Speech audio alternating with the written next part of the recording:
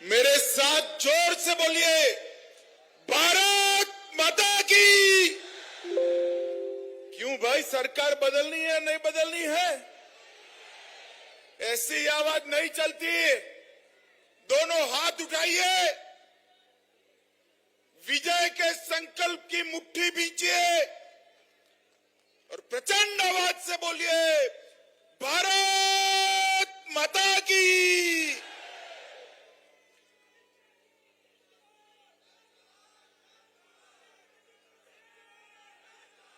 मैं सबसे पहले हमारे सभी प्रत्याशियों का परिचय कराता हूं। आप सभी लोग नारा लगाकर हमारे प्रत्याशियों का स्वागत करेंगे। राजनांदगांव से हमारे पूर्व मुख्यमंत्री डॉक्टर रमन सिंह जी इस बार विजयी होकर आने वाले हैं। डोंगरगांव से श्री भरत वर्मा, भरत जी अभिवादन करिए। डोंगरगढ़ से श्री विनोद खांडेकर जी, ताली बजाओ विनोद जी के लिए। खुजी से बहन गीता साहू, ताली बजाइए गीता जी के लिए। अरे महिलाओं, जरा जोर से ताली बजाओ। खैरागढ़ से श्री विक्रांत सिंह जी, मानपुर से श्री संजय शाह जी। संजीव भाई हाथ ऊपर करो। और अंतिम परिचय मैं कराना चाहता हूं, ये भूपेश बघेल सरकार ने तुष्टीकरण के लिए, वोट बैंक की राजनीति के लिए छत्तीसगढ़ के बेटे भुवनेश्वर को लिंचिंग कराकर मार दिया। भुवनेश्वर साहू को भारतीय जनता पार्टी ने तय किया है कि हम भुवनेश्वर साहू के हत्यारों को उनके अंजाम तक पहुंचाएंगे और इसके प्रतीक के रूप में उनके पिताजी श्री ईश्वर साहू को हमने चुनाव के मैदान में उतारा। मैं आप सभी से अनुरोध करूंगा, भाई भुवनेश्वर साहू की शहादत के लिए जोर से दोनों हाथ उठाकर भारत माता की जय का जयकारा लगाएंगे। बोले, भारत माता की, भारत माता की। वंदे वंदे वंदे। मित्रों, आज राजनांदगांव में हमारे सारे प्रत्याशियों के नामांकन की रैली में एक विशाल जन समूह मेरे सामने है। आपका उत्साह देखकर मैं स्पष्टता से आज भरोसा लेकर जा रहा हूं। मोदी जी को भी शाम को बताऊंगा कि 3 दिसंबर में कमल खिलने वाला है, कमल खिलने वाला। इस मंच पर उपस्थित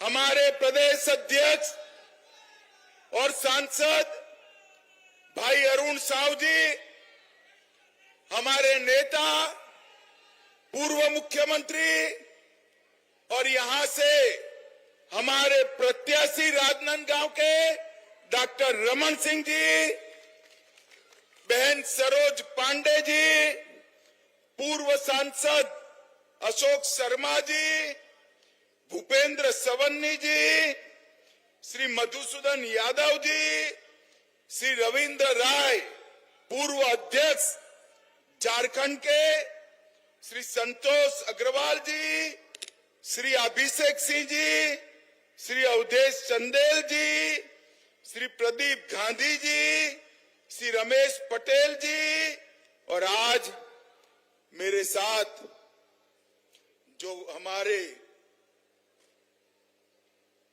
सातों सात प्रत्याशी उपस्थित है, जिनको आपको विधायक बनाकर भेजना है, वो सभी प्रत्याशियों को मैं हृदय से, मेरी ओर से और करोड़ों भाजपा के कार्यकर्ताओं की ओर से बहुत बहुत शुभकामनाएं देना चाहता हूं।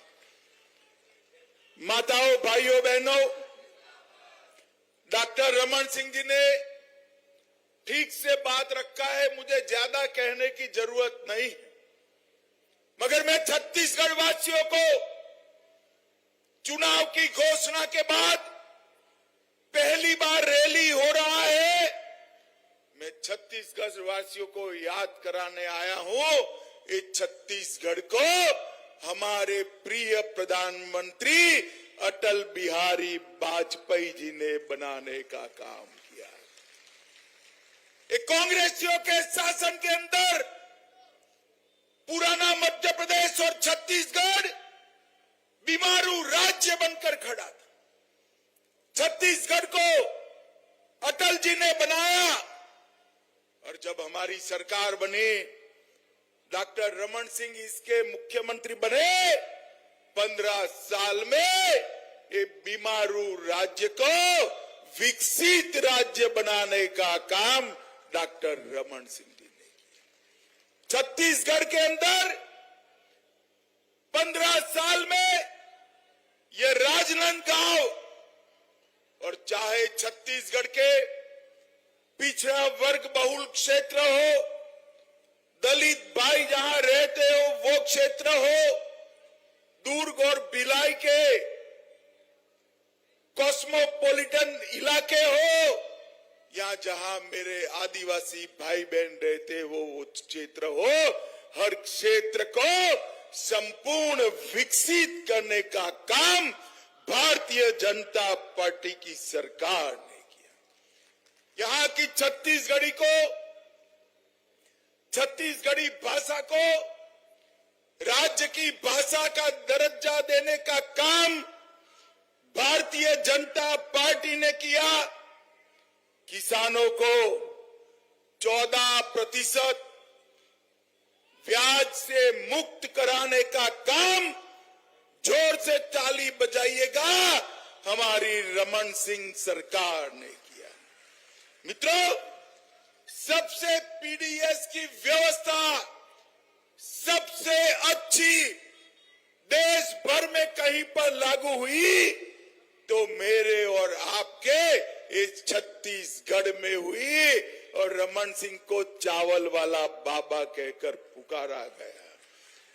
ट्राइबल, ओबीसी और दलित को अपने अधिकार देने का काम किया, और छत्तीसगढ़ को हमने विकसित राज्य बनाने के लिए ढेर सारे कदम उठाए।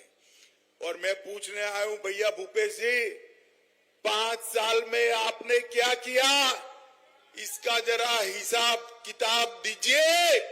मुझे मालूम है हिसाब देने का आपका स्वभाव नहीं है, आप विकास का हिसाब किताब नहीं करते हो। बेचारे ताम्रध्वज साहू और राजा साहब से हिसाब किताब करने में पड़े हो, आप विकास का हिसाब नहीं कर सकते हो। मित्रों, आने वाला चुनाव एक सरकार बनाने का चुनाव नहीं, आने वाला चुनाव विधायक चुनने का चुनाव नहीं है। आने वाला चुनाव मोदी जी के नेतृत्व में स्वर्णिम भविष्य वाले छत्तीसगढ़ बनाने का चुनाव है। हर छत्तीसगढ़िया ने एक एक वोट मोदी जी के नेतृत्व में स्वर्णिम छत्तीसगढ़ बनाने के लिए देना है। छत्तीसगढ़ हमारे 15 साल के शासन में खाद्य और पोषण सुरक्षा देने वाला भारत का सबसे पहला राज्य बना।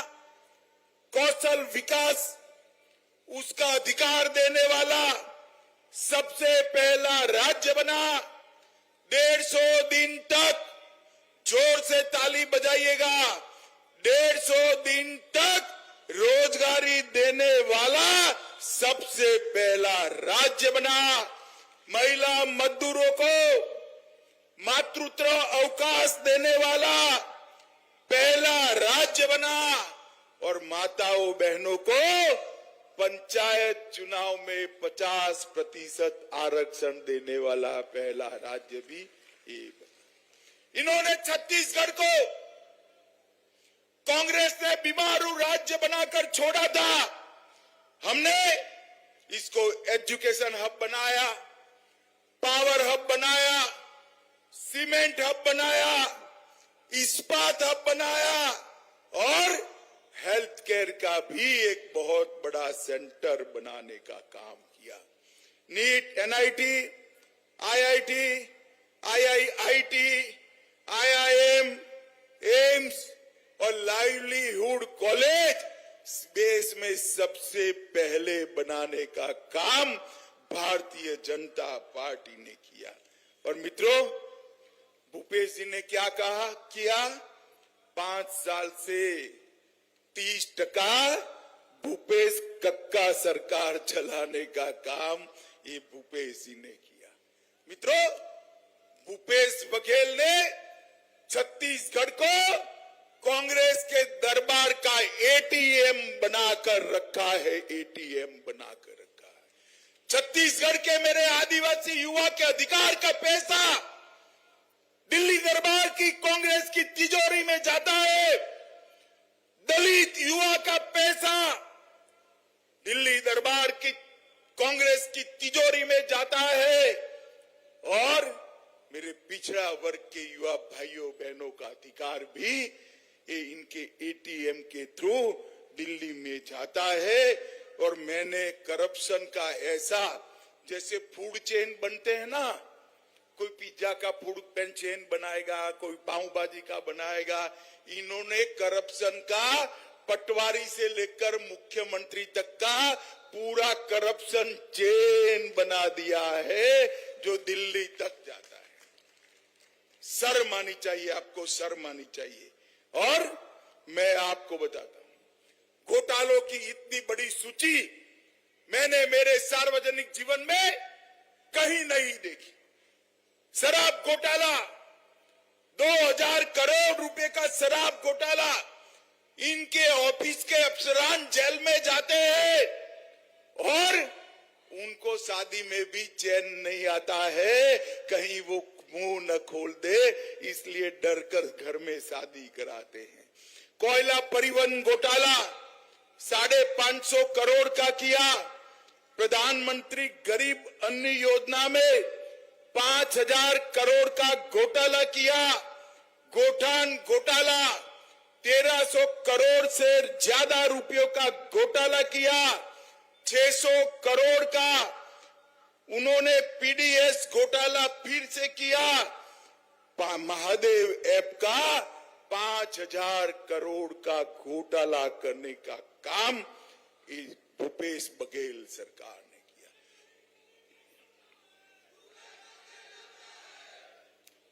उन्होंने तो बच्चों की नौकरियों को भी नहीं छोड़ा। पब्लिक सर्विस कमीशन का घोटाला कर बच्चों की नौकरियों में भी कटकी लेने का काम किया है। मित्रों, ये भूपेश बघेल सरकार कटकी और बटकी की सरकार है। हमें यहाँ विकास करने वाली सरकार चाहिए, मोदी जी के नेतृत्व में आगे ले जाने वाली सरकार। ढेर सारे वादे किए, प्रत्येक महिला को महतारी सम्मान योजना देना था। भूपेश बाबू क्या हुआ? मुफ्त 4 गैस के सिलेंडर देने थे। भूपेश बाबू क्या हुआ? 50,000 अतिरिक्त शिक्षक भरने थे। भूपेश बाबू क्या हुआ? शहरी क्षेत्रों में संपत्ति कर 50% कम करने का वादा किया था। क्या हुआ? राज्य में पूर्ण शराबबंदी लागू करने वाले थे। भूपेश बाबू आपने क्या किया? बिजली का बिल आधा करने वाले थे। भूपेश बाबू आपने क्या किया? उनको हिसाब देना चाहिए छत्तीसगढ़ की जनता को। मैं आज छत्तीसगढ़ की जनता को बताने आया हूं, ये भूपेश बघेल, उनके शासन में छत्तीसगढ़ में ना दलित खुशहाल है, ना आदिवासी खुशहाल है, ना ओबीसी खुशहाल है, पिछड़ा भी खुशहाल नहीं है। माताओं बहनों की तो बात ही मत करिए, युवा और किसान भी परेशान है। खुशहाल है तो गांधी परिवार अकेला खुशहाल है और कोई। जैसे मैंने अभी पहले किया, उनकी वोट बैंक की राजनीति के चलते भुवनेश्वर साहू की हत्या कर दी।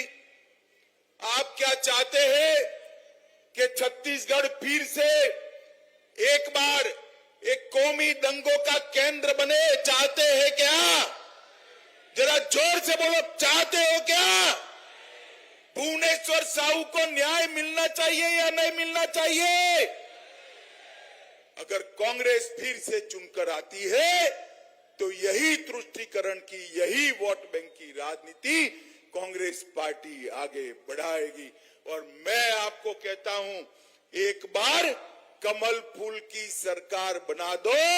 ये जिन्होंने भ्रष्टाचार किया है, पाई पाई उनसे वसूलेंगे और उनको उल्टा लटका कर सीधा करने का काम ये भारतीय जनता पार्टी की सरकार करेगी। भाई और बहनों, मोदी जी के नेतृत्व में हमने पूरे देश का सम्मान बढ़ाने का काम इस देश के प्रधानमंत्री जी ने किया है। अभी अभी विधानसभा और लोकसभा में 33% माताओं बहनों को रिजर्वेशन देने का काम भारतीय जनता पार्टी की सरकार ने किया। चंद्रयान भेजा, G20 हुआ और छत्तीसगढ़ के ढेर सारे लाभार्थियों को नरेंद्र मोदी सरकार का फायदा मिला है। मित्रों, मैं आपको बताना चाहता हूं कि राजनांदगांव में मेडिकल कॉलेज 370 करोड़ रुपए का, 330 करोड़ के फ्लाईओवर, 48 करोड़ के शिवनाथ व्यय प्रवर्तन योजना नहर, 18 करोड़ से पेंड्री में निवास स्थानों, 15 करोड़ रुपयों से मातृ शक्ति के लिए अस्पताल, 13 करोड़ रुपए एजुकेशन के लिए और 10 करोड़ रुपया मॉडल कॉलेज और वंदे भारत ट्रेन का सौगात भी नरेंद्र मोदी सरकार ने किया है। और मैं आज भूपेश जी को पूछना चाहता हूं, भूपेश जी, 2004 से 14 केंद्र में यूपीए की सरकार थी, कांग्रेस की सरकार थी, क्या दिया आपने छत्तीसगढ़ को? हिसाब लेकर आइए। माताओं भाइयों बहनों, 2004 से 14 में केवल 77,000 करोड़ रुपया छत्तीसगढ़ को 10 साल के अंदर दिया। कितना दिया? जरा जोर से बोले, कितना? 77,000 करोड़। कितना? और मोदी जी ने 2014 से 23 उनके 10 साल बनाम हमारे 9 साल 77,000 करोड़ की जगह पे 3,01,000 करोड़ रुपया छत्तीसगढ़ को भेजने का काम किया। हमने नक्सलवाद पर नकेल कसी, 38 लाख किसानों को हर साल 6,000 रुपया दिया, 24 लाख घरों में पीने का पानी पहुंचाया, 2 करोड़ गरीब छत्तीसगढ़ वासियों को 5 लाख तक का पूरा स्वास्थ्य का खर्चा नरेंद्र मोदी सरकार ने उठाया। 38 लाख माताओं के घर में शौचालय का निर्माण किया।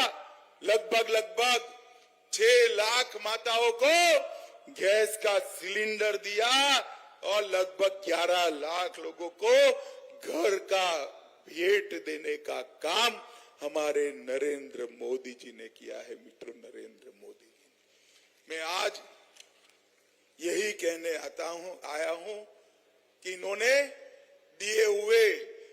315 वादे तो पूरे नहीं किए, चरण पादुका भी छीन ली, साड़ी वितरण योजना भी बंद कर दी। खैर 325 वादे से तो मुकर गए, पर उन्होंने यहां एटीएम लगाकर छत्तीसगढ़ की जनता का पैसा दिल्ली के दरबार में कांग्रेस कार्यालय में पहुंचाने का काम किया है। मुझे बताओ माताओं, भाइयों, बहनों, जिन्होंने छत्तीसगढ़ के भविष्य को इस तरह से बर्बाद किया है, वो भूपेश बघेल को फिर से मौका दे सकते हैं क्या? जोर से बोलिए, दे सकते हैं क्या? जिस तरह से भुवनेश्वर साहू को रौंद रौंद कर मार डाला, वो सरकार को रिपीट कर सकते हैं क्या? जोर से बोलिए, कर सकते हैं क्या? राजनांदगांव की चारों सीटें मोदी जी की झोली में डालेंगे क्या? जोर से बोले, ऐसे नहीं, मोदी जी तक आवाज जानी चाहिए, डालेंगे क्या? चारों प्रत्याशियों को प्रचंड बहुमत से जिताएंगे या हमारे 7 प्रत्याशी है, 7 को प्रचंड बहुमत से जिताएंगे? भाजपा सरकार बनाएंगे, 24 में फिर से मोदी जी को प्रधानमंत्री बनाएंगे? तो मेरे साथ दोनों हाथ उठाइए, उठाइए दोनों हाथ, विजय के संकल्प का मुट्ठी बींचिए और प्रचंड आवाज से बोलिए, भारत माता की, भारत माता की, वंदे वंदे वंदे। फिर से एक बार 7 प्रत्याशियों के लिए जोर से ताली बजाइए। ये 7 को बहुत बहुत शुभकामनाएं और बहुमत से जीत कर आए, ऐसी मेरी शुभकामनाएं।